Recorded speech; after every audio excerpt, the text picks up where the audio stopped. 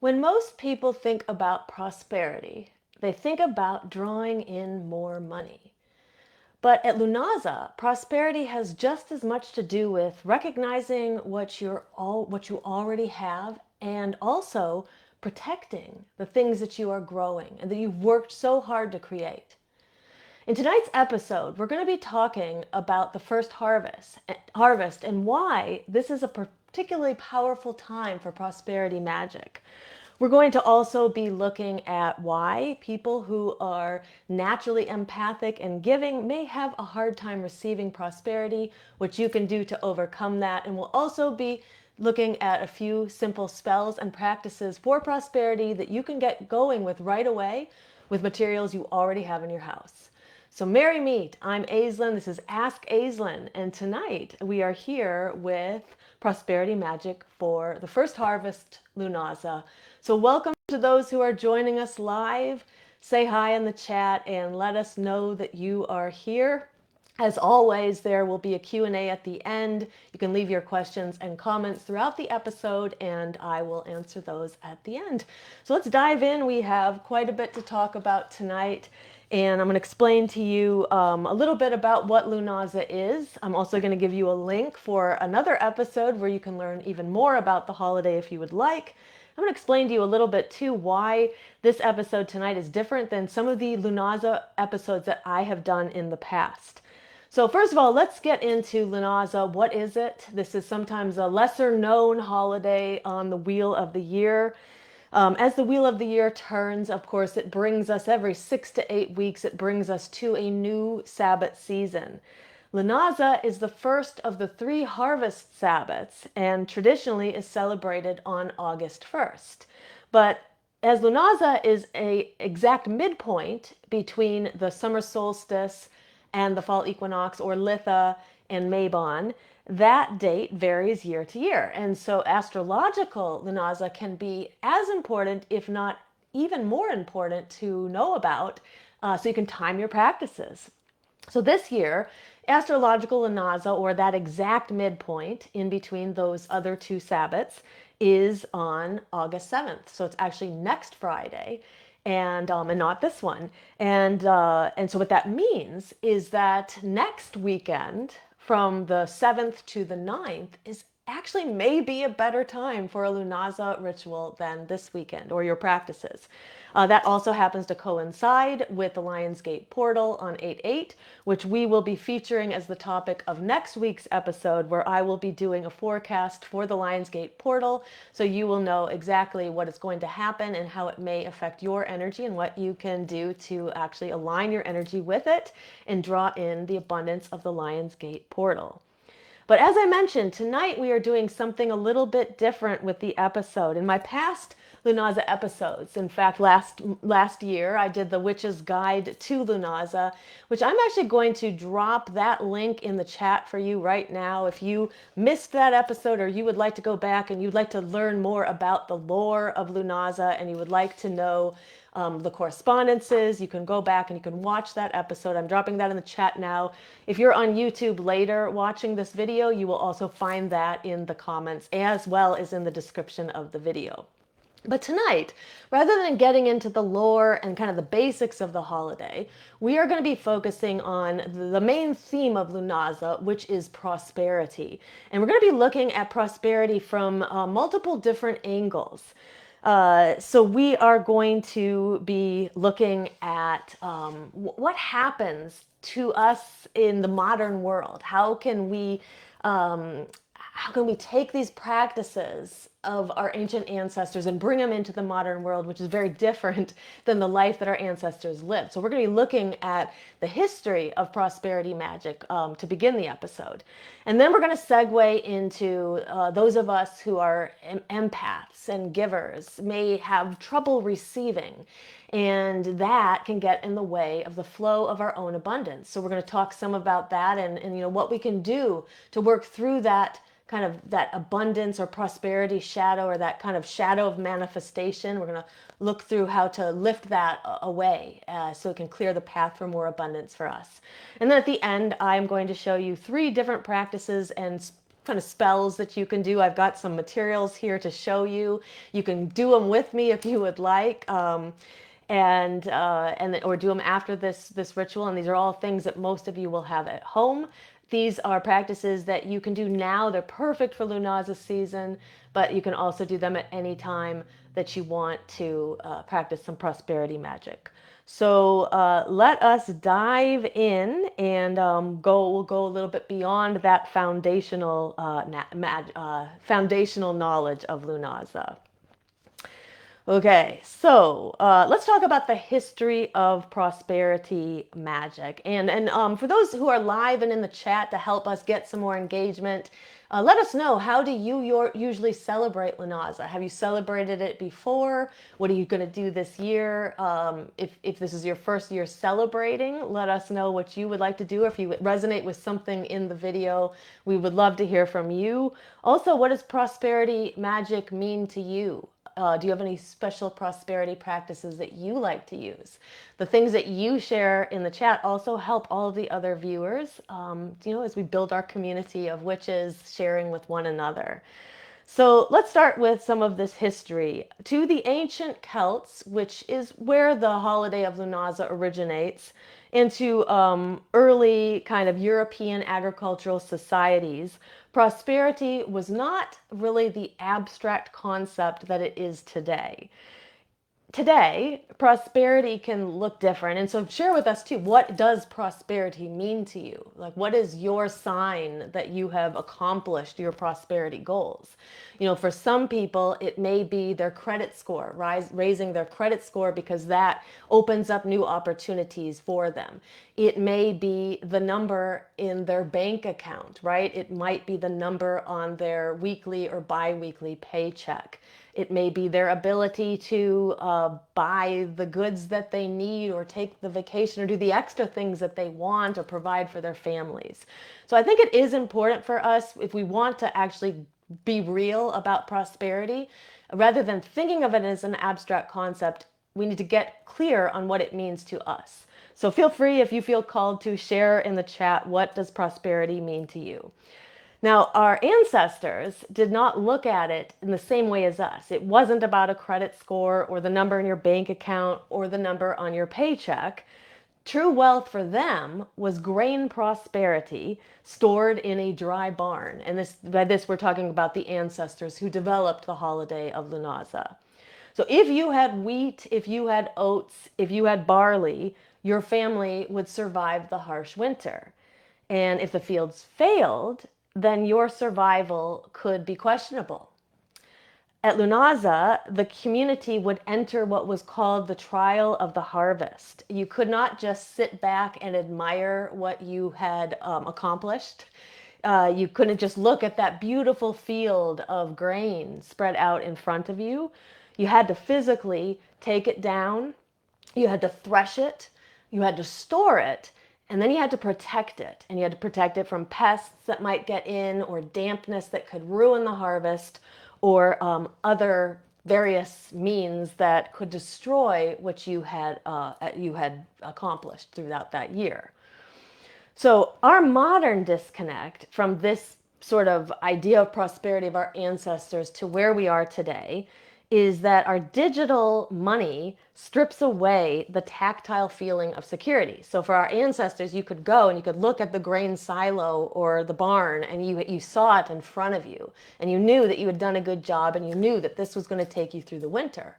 But for us, we have this kind of strange world that we're now living in, and even more so within the last 10 years. We've moved further and further away from paper money. There was a time when you at least had paper money, and it was something, right, tangible that you would touch. And now you just have these numbers in a computer screen that either are what you like or what you don't like. And they either fill you up with joy, or they fill you with despair or horror, right, for some of us. We can't see the grain, and that is kind of part of the disconnect for prosperity for us. Now, if you are a sensitive, energetically sensitive person, if you are an empath, then this may be doubly hard for you.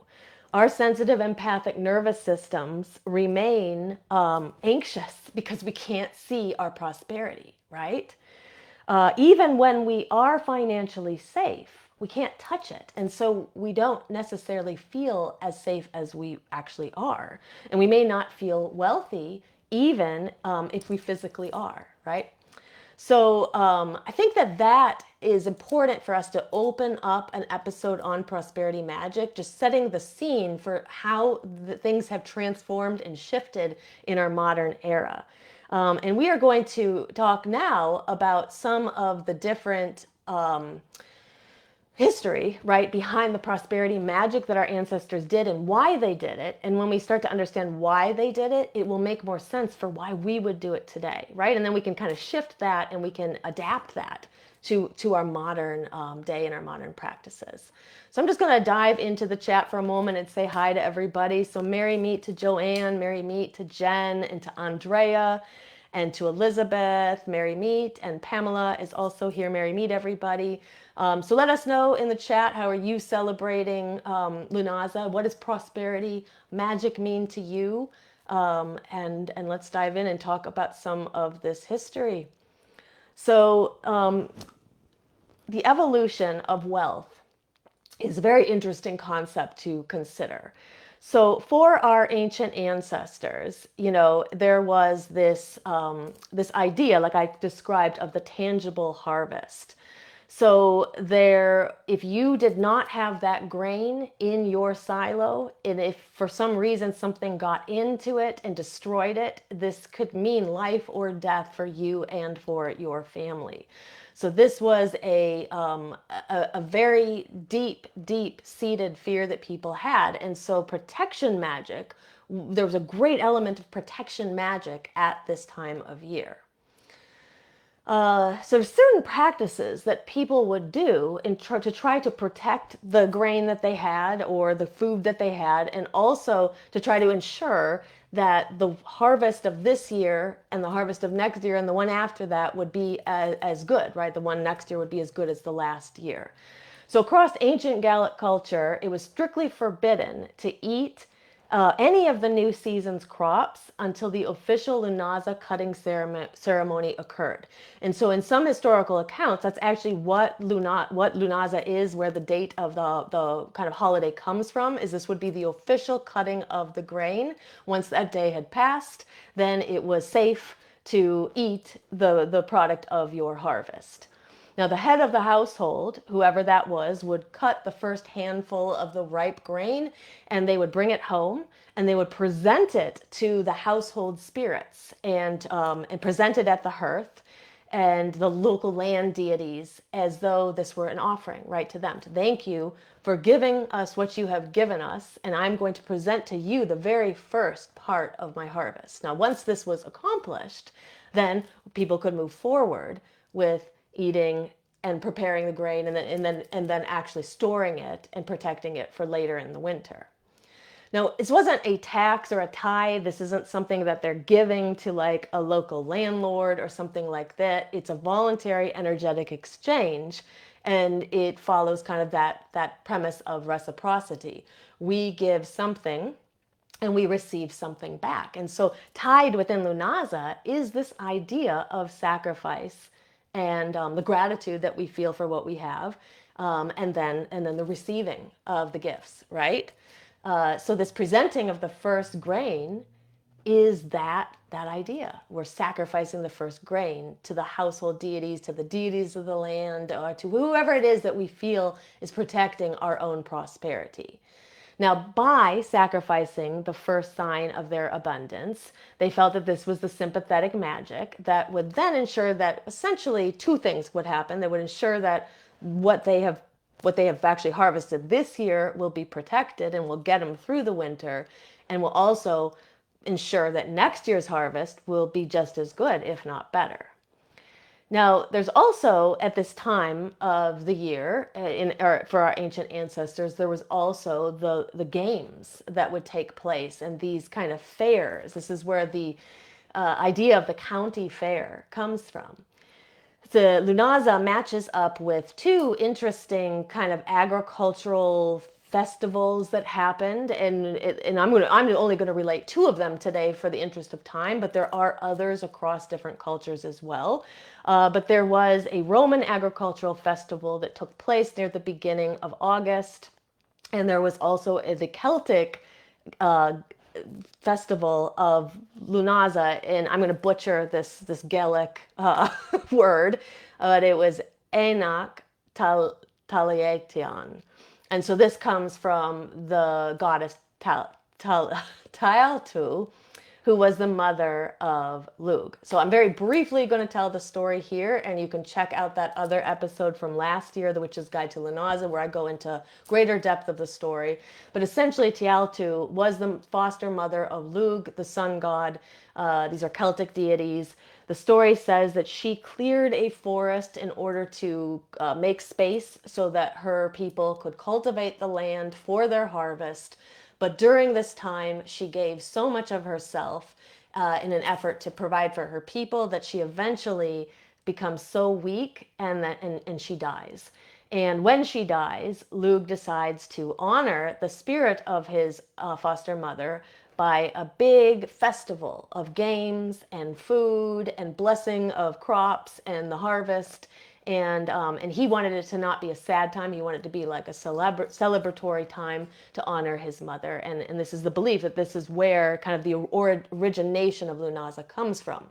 So fast forward just a little bit into history, and people start to celebrate Lughnasadh. And it wasn't just like a casual party that you would throw up at that time. These were like massive fairs. People might come from all over. Trade fairs where artisans and blacksmiths, weavers, horse trainers could show up. There were games.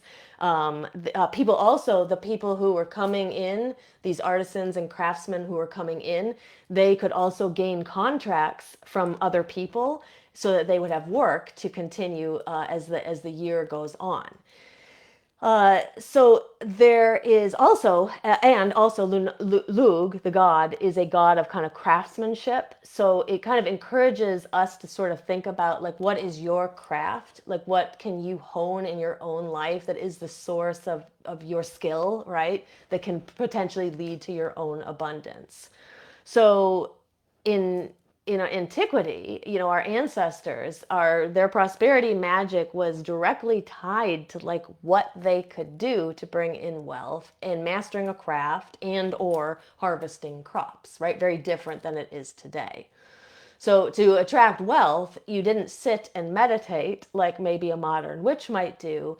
You would actually have to hone your craft, your literal skills. You would have to go out, maybe you would pray to Lugh, who could help you to hone your skills. And then you have to go out and you have to find the contracts. And then if you were also growing food, you also have to grow the food. So there's a lot of physical things that you have to do.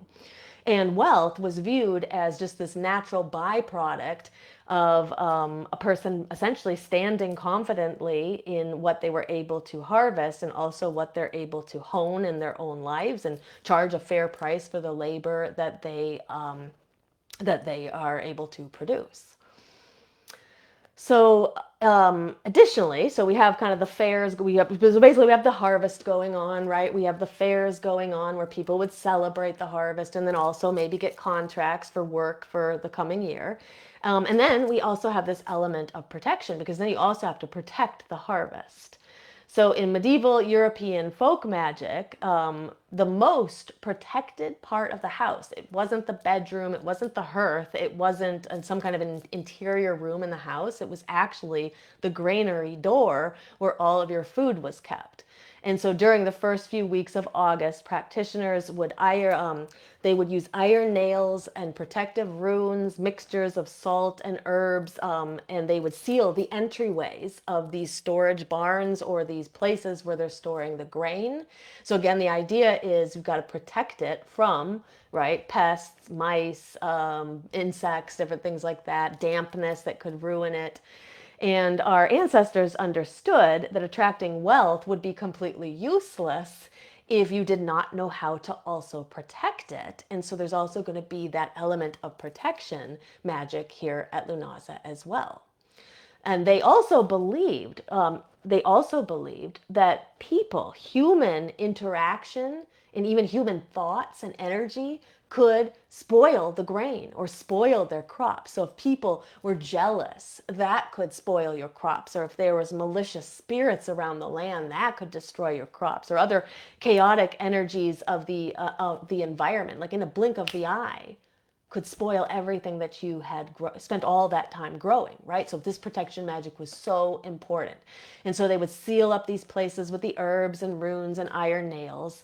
And to them, prosperity magic was about 50% attracting and 50% protecting. So something for us to kind of think about here in our modern day. How are we protecting our wealth? Right? Our abundance, our prosperity. How are we protecting our energy as well so that we have the energy to actually draw in prosperity and do the work it takes to get it? So as witches, I think it's just important for us to remember where some of these kind of things that we do in modern day witchcraft, it's important for us to know where they come from. And I like to learn the history. So I hope that you enjoyed kind of learning a little bit about where some of these ideas of prosperity magic come from. So we're going to segue now into the scarcity shadow. So this is sort of a something that we can work on, we can target in our shadow work, especially if you are very empathic, especially if you feel guilty about receiving or taking, then this is going to be an excellent segment of this episode for you. But before I do that, I'm just going to go to the chat and marry me to those others who are joining us. Debbie said to me, prosperity is living comfortably and to share with others, and the ability to be secure. So great. Yeah, share with us in the chat. I think it's really important for you to try to define for yourself what prosperity means. Before you ever pull out some of these things I have gathered here, some herbs and salt and yarn and a plant I've got here, before you pull any of these things out to actually do the magic, it's important for you to get clear on what your intentions are. It's important for you to get clear on what your definition of prosperity is. So share with us in the chat if you feel called. So let's talk a little bit about, now that we have the kind of this historical context of where prosperity magic comes from. Well, how do we as empaths become blocked from prosperity? So we are very good, and if you are here with us, if you follow this channel, if you're in the Body Mind Witchcraft group or follow the Body Mind Witchcraft YouTube channel, you are likely an energetically sensitive person because you've been drawn here for some reason. Now, we naturally excel at sensing other people's energy and the energy around us. We excel at giving and serving people. But sometimes we will completely freeze up when it comes time to receive or to claim something, right? And so if that resonates with you, if you feel that is kind of explaining who you are, then this next section is going to be really important for you. Highly sensitive people and modern witches often will carry what is called a scarcity shadow. We tend to view the universe's abundance like a finite pie. So if we kind of imagine this pie and there's just one pie and there's only so much of it. And we mistakenly believe that if we take a prosperous portion of this pie for ourselves, then we will leave less for people who are struggling. And you may resonate with that on a conscious level. You may also, and very likely, resonate with that on an unconscious level. So if you do struggle with prosperity, if you don't have the amount that you would like, then this is definitely something that you want to not brush off. It's something that you want to deeply consider. So if you've ever wondered, what should I do in my shadow work, and you're struggling with prosperity, then I would ask myself in my shadow work, what are my concepts of receiving? Is it easy for me to receive? Is it hard for me to receive? What does it mean to take? Right? And journal that out, write that down, or take a walk at twilight and or dusk and contemplate it, speak it into your phone, ask your guides, ask your tarot cards to help you with this question. But what does it mean to receive or to take? And where does the scarcity shadow come from? So for some people, the scarcity shadow comes from ancestral stuff. So ancestors struggled. So for example, my family, my immediate family did not struggle as much, but my grandfather, he was a farmer, and anybody who has made a living as a farmer or who has ancestors who made a living as a farmer knows it's a very hard life. It's backbreaking. It's physically exhausting. He also had a very large family to feed with 5 kids.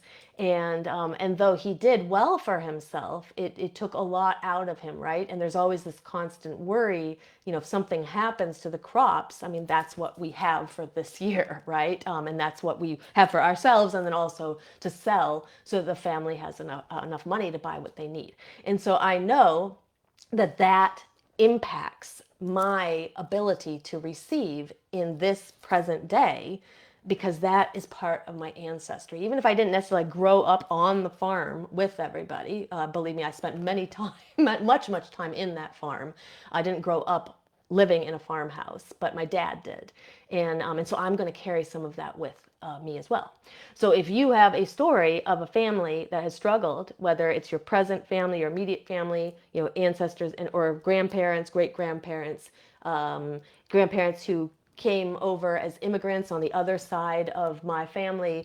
My great great grandpa came over as an immigrant from Ireland and came with absolutely nothing and worked in the mines in Upper Peninsula of Michigan for next to no money, right? Struggled very much, and so we're going to carry all of that with us. That's the point of this. So that is some of the work that we can do around our shadow work. It's not going to be worthwhile for us to just shrug that off and say, that's just a part of my family, it's not me. You will carry it as well. So anybody who's ever, wondered, how do I work with my ancestors? Well, one of the ways to work with your ancestors is to start to work through some of this as well.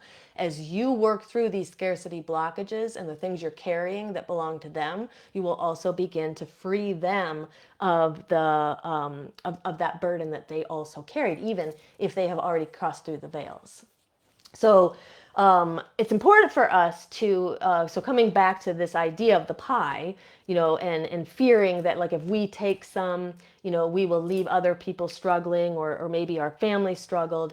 It's very important for us to remember that the true prosperity is never going to be finite. There's not just this one portion for everybody. Prosperity really is like a current of water, right? The earth is constantly producing enough for all of us. Now, we also do struggle against a system that is not designed to help most of us. The system is designed to feed the mouths of the extremely wealthy who hoard all of this wealth, these billionaires and now a trillionaire, hoarding all this wealth when people literally are dying in the streets of hunger, right? So if you haven't thought of that, like, just let that sink in. So there also is a system that we are struggling against as well. So that's also things that we can work through in our shadow work. And also maybe that fuels your fire enough to, like, also, do something about it in this world as well. Like, take a put our money into small businesses, help the small business owners survive, or your local community members. Give them your money, not these massive corporations like Amazon, that are the part of this problem. So there is enough wealth in this world, and it's something about, we have to shift our mindset here, right? You will not be a hoarder because you take enough resources for yourself. You are not part of the problem. And it really can help you to think of yourself more as a conduit of energy. So, you are bringing in energy, and then you are putting out energy. So you are doing good in this world, and then you are bringing in what you need. And that can help to shift sort of the mindset around prosperity as you start to, like, build your prosperity magic practice. When a conscious, empathic person builds wealth, that money then flows into the community, especially if you give it to your local community and local shop owners. It also will go to help protect your family, and it will fund any of the sacred work that you also want to do, or classes that you want to take, or things that you want to do to, you know, to help you to accelerate your spiritual growth.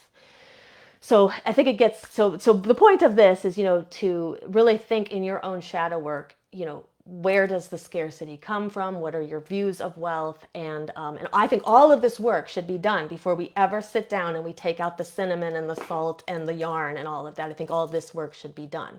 And so if you've never done this kind of work, this sat down and contemplated, where the shadow of scarcity comes from, personally and globally, do that and then sit down and do your work, right? Or do that and then do some clearing like at a dark moon and then sit down and do your prosperity work.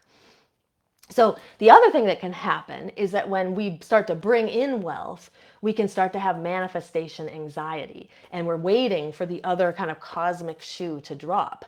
So if you have ever hit your financial goal, or you have stabilized, a job opportunity or something like that, or you start to feel genuine peace, or you're feeling good in a relationship, and then you may immediately feel this wave of anxiety follow that. And what you're experiencing is manifestation anxiety. And this is a subconscious urge to kind of look over your other shoulder. Like, where's the bad thing coming? Like, the goodness can't last all that long, right? But remember, your nervous system is addicted to the familiar survival loops, especially if you have family who struggled, and that's just ingrained in you, or you grew up in a household where there wasn't enough. That's just in you, right? And that stress and that struggle, it's just kind of ingrained in you, and in your nervous system is much. So like, basically your body has not evolved as much as your mind and your spirit has, right? And so we're going to carry all of that in the nervous system and all of that in the body. Even if our mind says no, and we may still carry it in our energetic body. So doing some root chakra work as well can be very helpful to start to move some of that energy.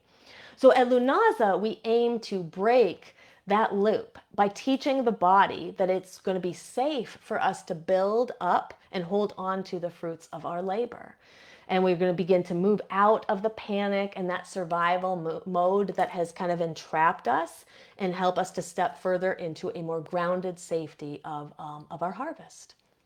So I hope that, for those of you, who have never kind of thought about that before sitting down to make a money bowl, really seriously think about it, and take this to heart. Watch this episode again, watch that part again, and do some shadow work at the dark moon, or anytime you feel called to around some of these ideas. And then I think that the energy, and I believe the energy of your spell work for prosperity will be much, much greater when you've already done that foundational work first. All right, so we're going to dive now into 3 kind of practical little practices that you can use for Lughnasadh, and I'm actually going to demonstrate them right here. I have a little show and tell for you and a bunch of stuff, and you can do it at home. The first thing we are going to do is we're going to do some knot magic.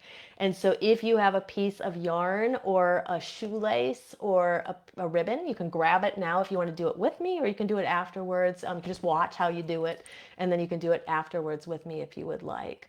But let me just jump over to the chat really quick here. And so Debbie said, I don't think I struggle with asking for help or receiving. I think I struggle with knowing what to ask for or expectations. She said, or if the person I'm asking feels like they are being imposed on. I have had experiences with asking people for help, and they do, then it's radio silence. Okay, so they help and then radio silence. She said, it leaves me feeling like I asked too much. I think that, that can be a real struggle for many people. Like, we have a bad experience, and then we sort of fear doing that same thing again.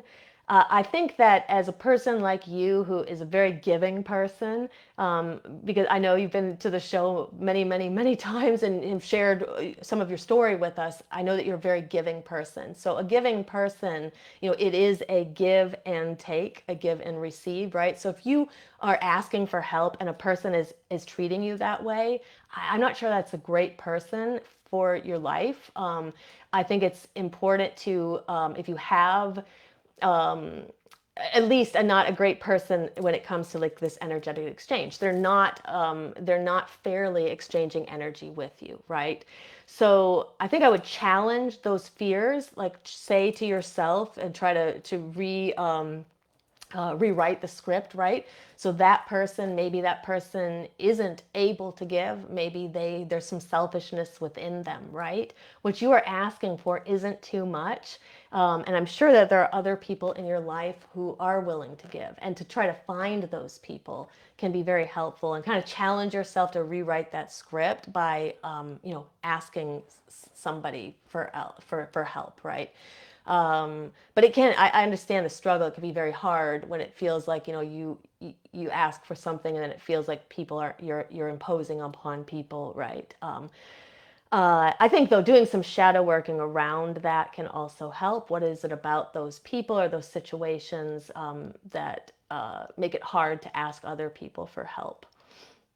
Andrea said, I have a hard time receiving. I grew up in a big family and I learned from a young age that it was better to go without so that others could have something.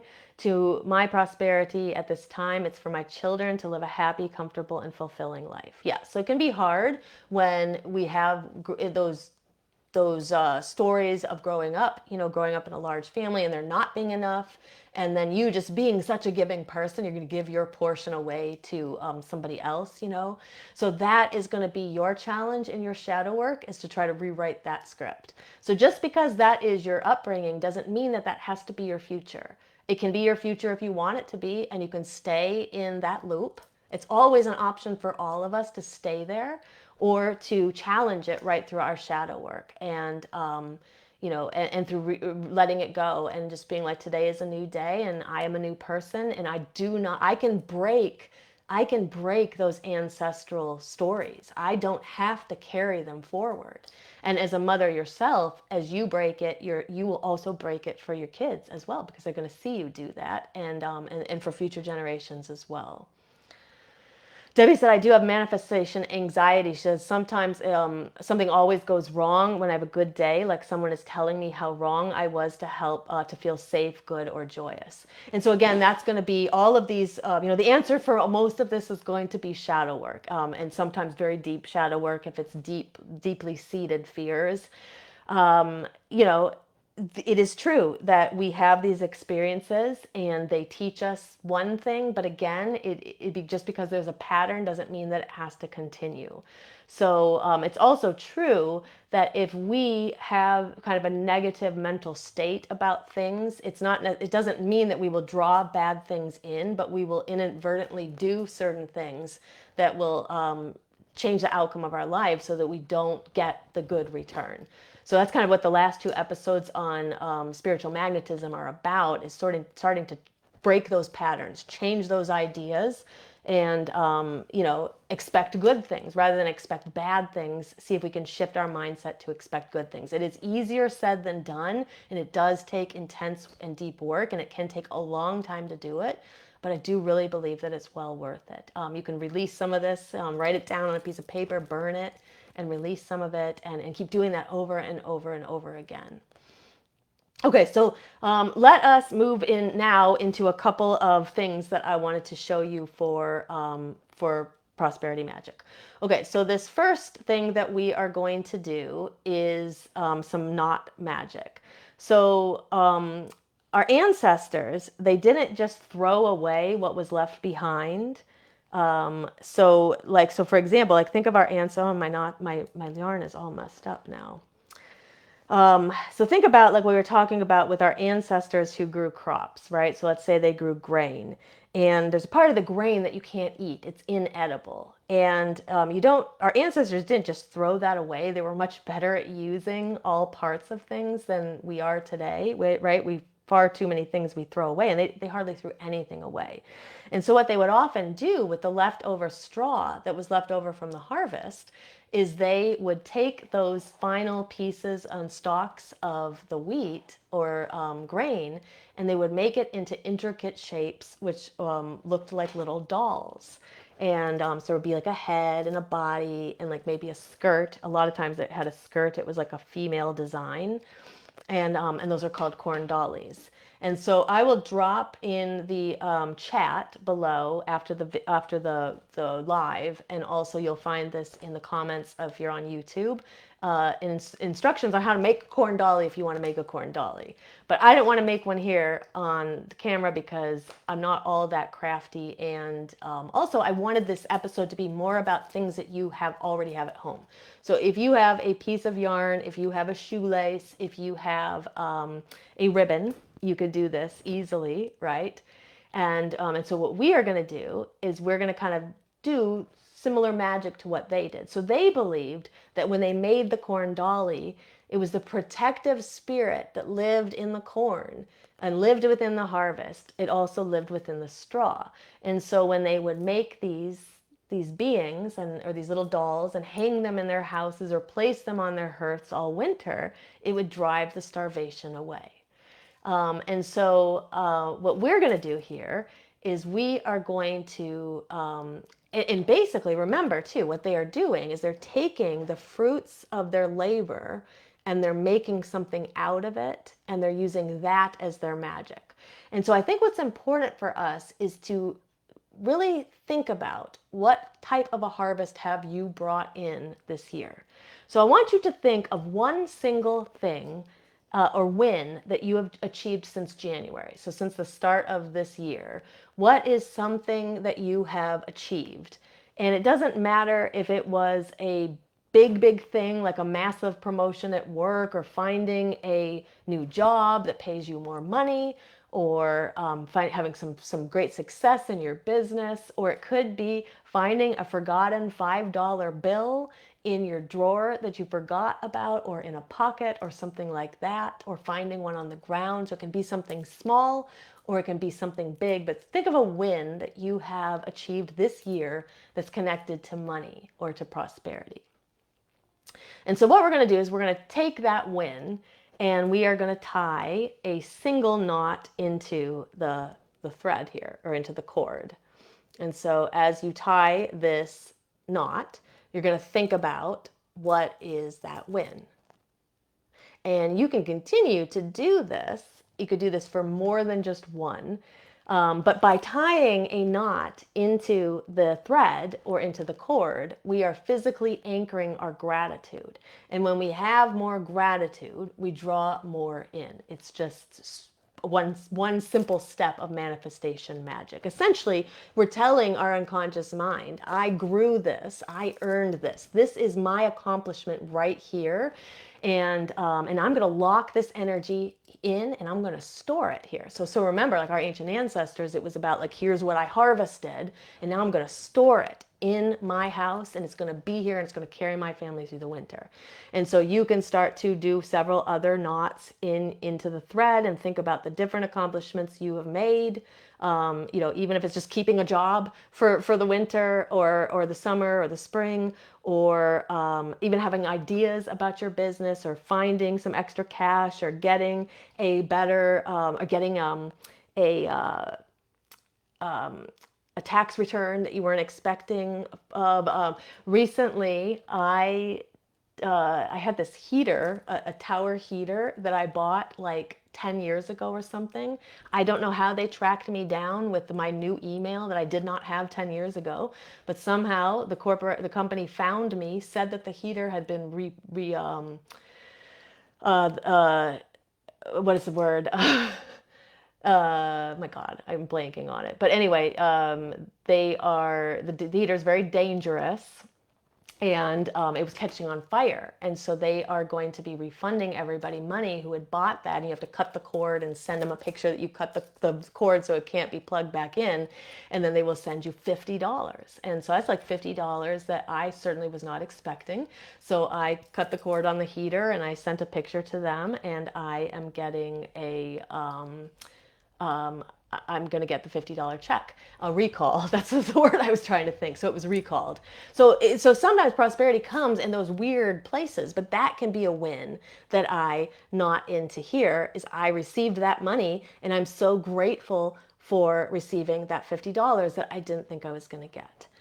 So, in addition to doing cord magic, where you can like knot in here, you can knot in here intentions, or we're kind of knotting in gratitude in this exercise. But you can also do braid magic, where you take 3 pieces of string and you braid them together with your intentions. And you can even turn it into a witch's ladder, where you put a little like ring on the top of it, and so it can be hung, and then you braid all of your intentions of the prosperity that you want in this year or you want during this season, and then you can hang this somewhere, kind of like our ancestors hung the corn dollies. And this one's a very, very simple one where I just braided 3 ribbons together, or 3 pieces of yarn together. Or you can make them even more fancy, where you put beads or feathers or little trinkets and charms on them. Or here's one that my boyfriend did years ago, where he beaded some beads onto the bottom.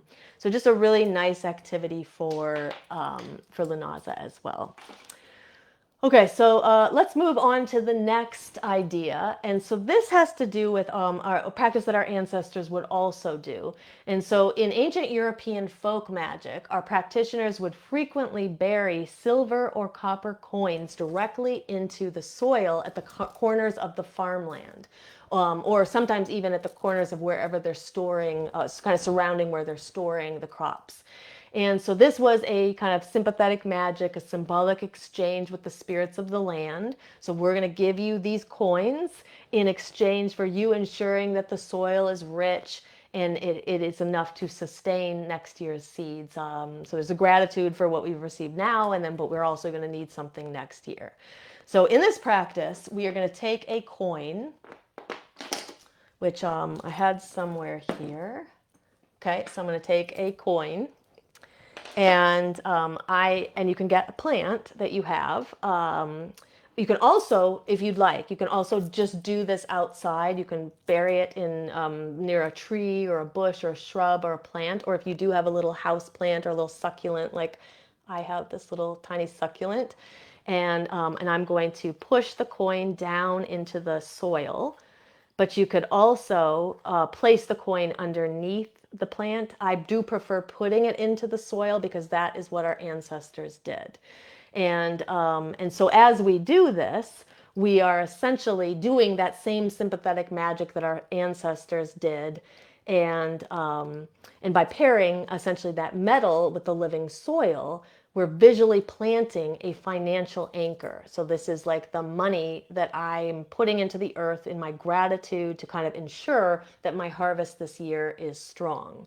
And then as the plant absorbs the late summer sun and the rain and all the things that it needs to grow stronger, our subconscious registers this, as our own bank account or our own physical security also growing stronger right alongside with it. So very, very simple act that you can do. Again, you can do it with a house plant, but you can also go outside. You can go in nature, take some coins on your walk and bury them into the soil near a tree or a shrub or a plant or a flower, and thank the earth for giving you what it's given you, and and ask it to bless you with an abundant harvest this year as well.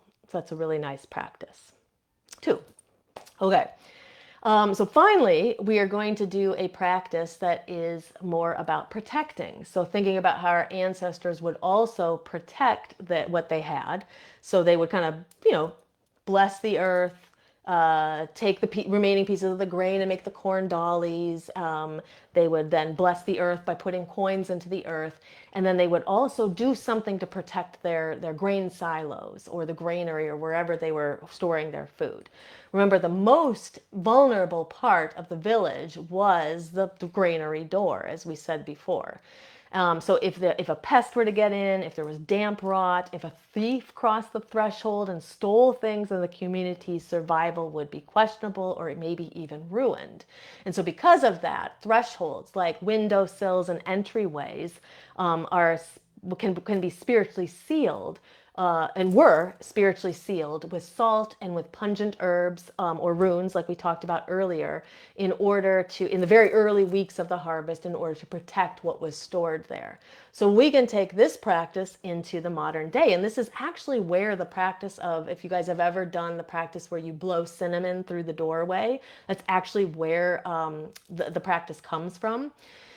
So what we're going to do though is, like, our ancestors would often use like herbs and salt and things like that. So you can take a bowl of salt. I wish I'd put it in a prettier bowl here, but I just have this white altar bowl. So you can take a bowl of salt and you can put different herbs in it. So I recommend things like that are connected to prosperity, like rosemary would be a good one, oregano, basil, thyme. These are all things that many people have in their house. So that was the point of this episode. I wanted this all to be stuff that you literally have at home. You don't have to go out and buy anything. And but I am going to use some cinnamon here, and so I'm just going to pour some cinnamon into the bowl here. And then if I had the other herbs, which I didn't grab before this, but if I had other herbs, I could also sprinkle them in there. And I'm going to mix this up.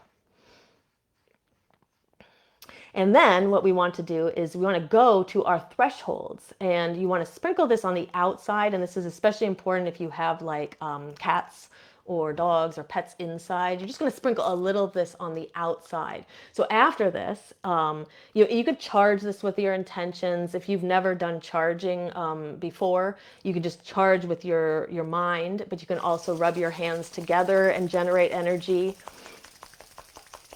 And then place them over the bowl and direct the energy into it. Or you can rub your nail beds together in order to generate energy. I recommend doing this for like about a minute if you're going to use this type of energy raising. And then you would hover your hands over the bowl, direct the energy into the bowl with your intention of protecting your prosperity, protecting your abundance, protecting the stores in your house. And then you will go to the threshold and you will sprinkle this on the outside of the door just a little bit. And you can go to the windows, you can go to the back door if there is one, and do that at any threshold of the house. And as you do that, essentially what you are doing is you are casting a literal boundary to seal over your entire home. And you're declaring that your energy and your prosperity and the peace that you have worked so hard to accomplish and you built within those walls is officially locked in, and it's locked in by you, and no one is going to get in its way. No outside scarcity or drama or draining energy is permitted to enter after you have sealed your thresholds. So I think that the main takeaways here, so we're out of time, but I hope you enjoyed this episode. Like I said, when I was thinking about doing the Lughnasadh episode. I've done my whole witches guide to the Sabbats, and I've completed that. The first one last year was Lughnasadh, and I've completed that series. And so I didn't want to do the same thing again. I wanted to do something different. So I thought this would be a really nice way to welcome in Lughnasadh season with some practices and kind of discussing the shadow work that we can do around prosperity, as well as like talking about how our ancient ancestors did these practices and why some of these practices exist. So without us just doing them, without knowing where they come from, now we kind of know where some of this comes from. So true prosperity is not a random stroke of good luck that just drops from the sky and falls in your lap. It is a modern choice that we make that has some historical roots. So it's us recognizing that there's growth around us. It's us clearing out our subconscious blockages. That's the hard part. That's the shadow work. And it's us actively securing the harvest that we have worked to create.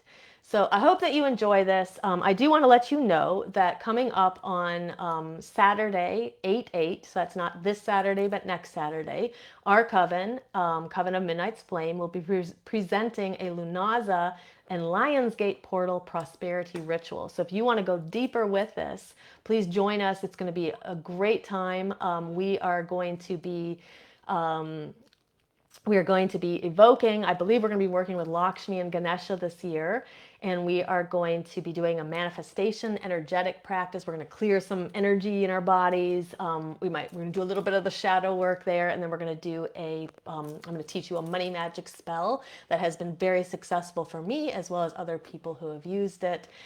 If you are in our coven, obviously you're coming to that. If you are in our Shadow Seekers membership, your ticket is included as part of the membership. But if you are not in either of those groups, we would love for you to join us. We are going to have tickets available by donation. There's going to be some emails and some posts going around about that soon. So probably in the next couple of days, I'll start advertising that ritual. So if you would like to join us, we would love to have you. If you are not already on our mailing list, I will drop a link below that you can sign up for the mailing list. You'll receive the Witch's Guide to Shadow Work, and then you'll be on our mailing list. So you'll get all the information about the ritual. If you're in our Body Mind Witchcraft Facebook group, there's also going to be posts in there as well. If you're watching on YouTube, you'll be able to find that link for the mailing list in the body of the description of the video. So I do wanted to segue and just answer a couple of questions that were left for me as we go into the end of this, right? So there's a question here from let me find it. I pulled it up. Lisa says, does anyone use the gift, does anyone else have the gift of crossing over passed on loved ones and others to the higher realm? She said, my guides tell me that I am a gatekeeper. And then she goes on to say, I use a pendulum to connect and cross over people that have passed to a higher realm. She said, I have clairaudience and spiritual hearing. So yes, and I think it's an interesting question, and so I wanted to answer it. There is a belief that witches themselves, all witches, have the ability to help those who have crossed over through the veils actually fully get through. And so sometimes what will happen is that people will get sort of trapped between the veils. So there's a veil that sort of separates us in the physical world with the etheric plane, and there's the etheric plane, and then there's a veil that separates that and the other world. And so sometimes beings will get stuck in that middle place, and so there's this idea that witches, especially around Samhain, are the ones that help lead those lost souls through. And in fact, I was at a Samhain ritual several years ago where that is what we did. And there was about 100 of us who gathered together, and we raised energy, and we basically directed that energy to help those souls cross. There are also stories of the wild hunt. That's where the wild hunt comes from. So the wild hunt is said to be a kind of horse-led procession of these sort of horsemen that come through the forest at night, and it's often sometime between Samhain and Yule. And there is this idea that the space between Samhain and Yule is like, at least to the Celts, this was a time that existed outside of time. So it was like the year ended, but the new year had not begun yet. And so this is sort of a space that's outside of place and time. And so those souls, this was the opportunity for them to cross over. And so the wild hunt would sweep through the forest, and it would gather up all the lost souls, and it would take them with them, and it would proceed them into the underworld. And so in some stories, it's Odin who leads the wild hunt, and there's other stories where Hecate leads it. Our coven has often done a wild hunt ritual at Yule. So I do think that, you, Lisa, you having this gift of helping those cross over, you're just very aware of it. But most witches do have the ability to do this kind of work. It's often connected to Samhain, but but it can happen at any time of the year, and especially now being in the kind of waning half of the year, this especially becomes a time when souls do begin crossing over more. The idea too is like at Samhain, it's basically all the souls that died from basically the previous Yule to that Samhain, who are still lingering, then they are helped through by the witches. So great question, and I was really happy to talk about it here. The other question we have is one that I don't think I can answer because it's not something that I know much about, but I'm just going to put it out there in case someone has worked with Mandrake. Tammy asked a question about Mandrake. She said, I would like to know specifically what kinds of spells Mandrake can be used for. I tried researching it, but there isn't really any dedicated info on this. All I found was short snippets of historical use, and I want to know what witches do with it today. For example, I saw that it was mentioned you could use it for protection and banishing, but no mention of exactly how to use it. So I personally have not used Mandrake myself. So if anybody is watching this who has used Mandrake, put that in the chat so that we can get a good answer for Tammy. I do know that Mandrake is the root itself tends to be shaped like a person, and so people can use like human shaped things in protection magic. It could be used in a poppet, for example. It can also be used kind of the way that you would use a poppet, right? So when we use a poppet, it's like the sympathetic magic. And so for those who don't know, a poppet is like a little like doll shaped like a human that's usually like um, you have like a little pattern and then you sew the two sides together and you stuff it with something. And then, I mean, this is where like the idea of voodoo dolls come from too. They can be used for darker, more baneful magic to like create hexes on people, but they can also be used for healing magic. So for example, if a person has like a heart condition, you could focus the energy toward the heart part of the poppet. Right, and so with Mandrake, I think that they can also be used in a similar way, and that's how they're used for protection. They basically the figure itself can represent a human. But if anybody else has any other ideas on how to use Mandrake, let us know in the chat. All right, so I hope that people enjoyed this episode today. Let me just let you know what is coming up. So next week on 8/4, we are going to be doing an episode on the Lionsgate portal. That's coming up on 8/8. The actual portal itself is opening. I think it opens on like 8/6, hits its peak on 8/8, and closes by like 8/10 or 8/11. So we are going to do our episode on 8/4. I'm going to look into the energies of the specific Lionsgate portal, and I will share that with you so you have an idea of how you can tap into the magic of the portal. It's known to be a time to draw in great desires. It's also known to be a time to release things that you've held on to for a very, very long time. So I'm looking forward to that episode, which we will we will do next week. And then after that, on 8/11, I'll be off for the week, but on 8/18, I will be back with an episode on the Triple Goddess. I just wanted to show you one final thing before I take off. Here is a book called Lammas, Celebrating the Fruits of the First Harvest. This is part of the Llewellyn Sabbath series. So if you're looking to go deeper into the Lughnasadh with all of the lore and the traditions, of course, you can check out my episode of The Witch's Guide to Lughnasadh. You'll find that in the comments, and you'll also, at the very end of the YouTube video, you're going to find it up in the left-hand corner. Or it's probably that corner. But also check out this book if you would like. This is by Anna Franklin and Paul Mason. All right, so I'm going to sign off for tonight. As always, it's a pleasure to spend Tuesday night with you. I hope you have a great beginning of Lughnasadh season, and I will see you next time. Until then, blessed be.